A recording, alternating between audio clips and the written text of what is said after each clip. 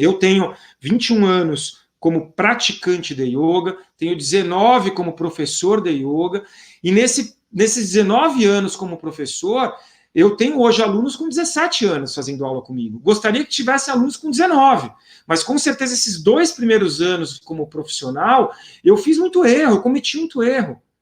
E provavelmente você também cometa esses erros. E às vezes a gente não percebe, porque muitos desses erros estão em pontos cegos. Tá? Eu já falei sobre isso em outras lives, o pontos cegos do professor. Então, muitos dos nossos erros a gente não percebe. E aí esses erros fazem com que a gente perca aluno, que a gente não mantenha os nossos alunos.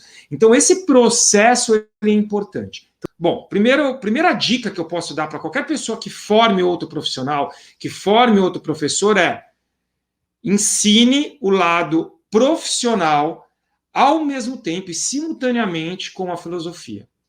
Se aquela pessoa ela quer enxergar a profissão como profissão, não como hobby, não como um passatempo, não apenas como a prática da filosofia, então essa pessoa ela precisa, simultaneamente ao que ela está aprendendo, aprender o lado profissional. E o que Dani, o que você enxerga como lado profissional? O que para você são os itens que deveriam ser ensinados? Eu coloco 5 itens. Tá? Então vamos falar sobre cada um deles. O primeiro item é a fidelização. Se você não sabe o que é essa palavra, porque eu já peguei muitos professores que não sabem o que é fidelização, então é manter os seus alunos. Então esse é o primeiro item que todo professor deveria aprender simultaneamente ao aprofundamento na filosofia. Então, manter os alunos.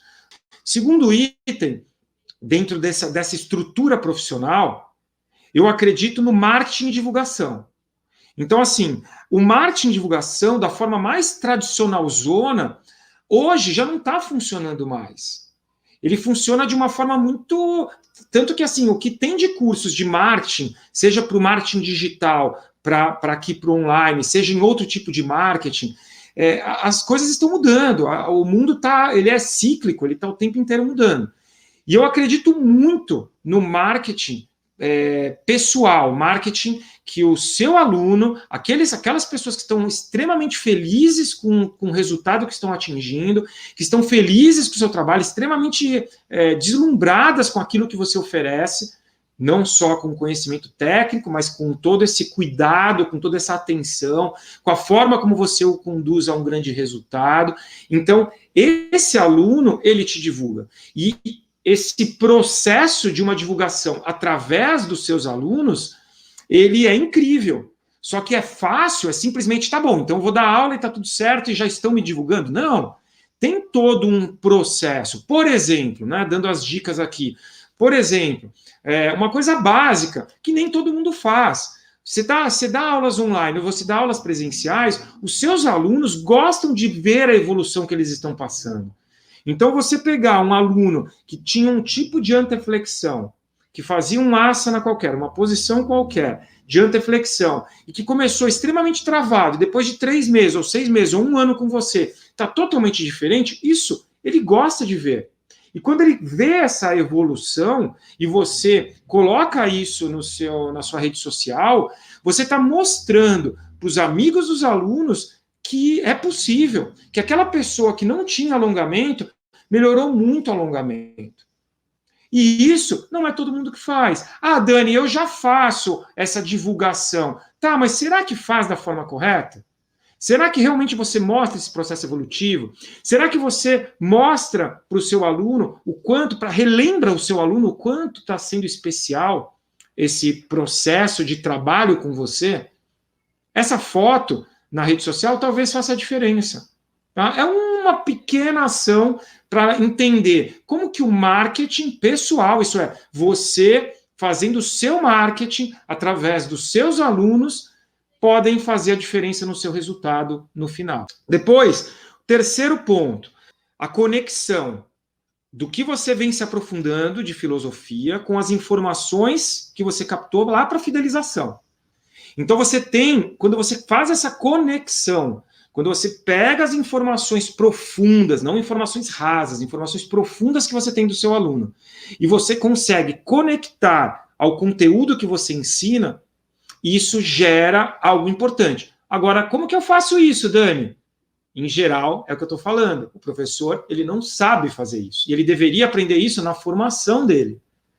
Porque faz parte, é ensinar, é educar. Faz parte você conseguir captar as melhores informações e transformar isso num processo de resultado incrível, de um resultado contínuo para o seu aluno. Tá? Isso deveria entrar na formação. Por exemplo, eu citei aqui num dos meus conteúdos nesse perfil. Você pega uma técnica respiratória, que você conhece a fundo. Beleza, para que eu vou usar essa técnica? Onde eu vou usar? Para quem que eu vou usar?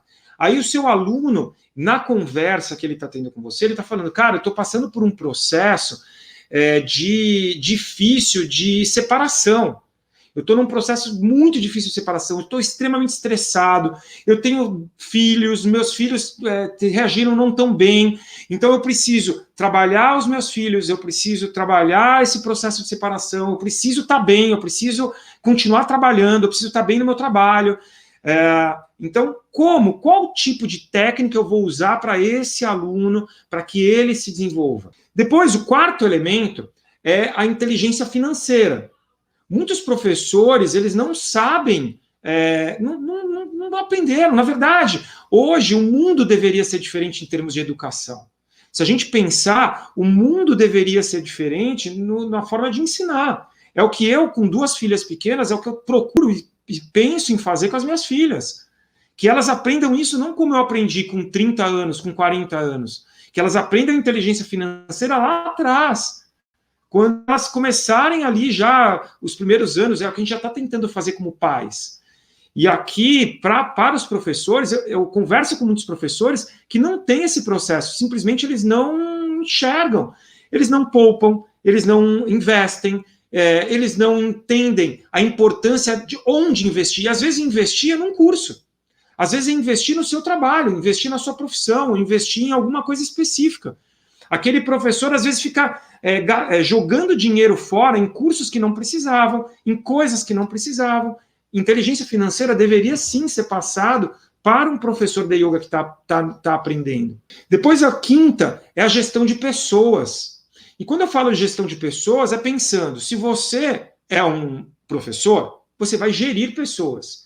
Você vai gerir ânimos, você vai gerir momentos, você vai gerir várias coisas dos seus alunos, de grupo por grupo, se for individual, a mesma coisa. Gerir pessoas é importante para um professor. Tá? Agora, se você quer ir além, você não quer só ser um professor de yoga, você quer ir além ainda. Você quer ter uma escola, você quer ter um time de professores de yoga, você quer ter um espaço onde vão ter outros professores de yoga. Você precisa aprender a gerir essas pessoas, você precisa aprender a liderar essas pessoas. Isso também deveria ser ensinado na sua formação. E muito provavelmente o que eu tenho visto é que não é ensinado, não foi ensinado. Então esse é um dilema muito grande. Esses 5 tópicos, quando a gente fala de lacuna, eles não estão presentes na formação do professor. E aí o que acontece com esses professores? Eles não têm resultado.